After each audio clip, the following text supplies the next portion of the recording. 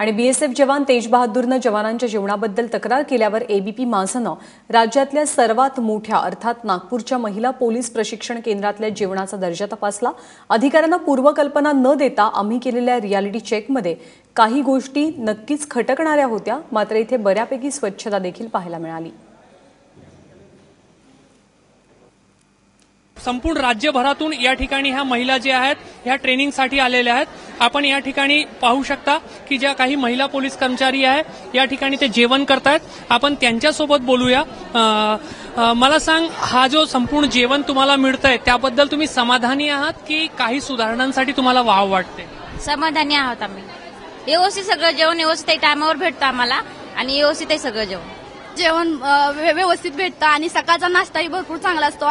अंडी वगैरे सगळं आम्हाला भेटतं आणि दुपारचं जेवण पण छान असतं आणि म्हणजे नॉनव्हेज वगैरे सगळं, म्हणजे जे व्हेजिटेरियन आहेत त्यांना व्हेजिटेरियन मिळतं आणि जे नॉनव्हेज वाले आहेत त्यांना नॉनव्हेज वगैरे सगळं व्यवस्थित जेवण असतं आणि सगळी स्वच्छता पण व्यवस्थित असते। आम्ही इथे ट्रेनिंगला येऊन 5 महिने तरी कंप्लीट झालेत आम्हाला आणि जसे आई वडील आमची केअर करतात, घरी आई बाबा जशी काळजी घेतात त्यापेक्षाही जास्त काळजी इथले सर लोक घेतात आणि आमच्या आई वडिलांपेक्षा आम्ही जे हट्ट तिथं करत नाही तेवढा इथं हट्ट करतो यांच्या पुढे। खरं सांगते की अधिकाऱ्यांच्या दबावात सांगते? अजिबात नाही सर, दबाव थोडा पण नाही घेत आणि आम्ही ना एवढं अधिकाऱ्यांसोबत पण म्हणजे मम्मी पप्पांचं रिलेशन कसं राहतं तसं अधिकाऱ्यांसोबत आई बाबांचं नातं ठेवून आम्ही राहतो, त्यामुळे काही टेन्शन नाही आहे। खूप छान जेवण सगळं व्यवस्थित देतात आम्हाला।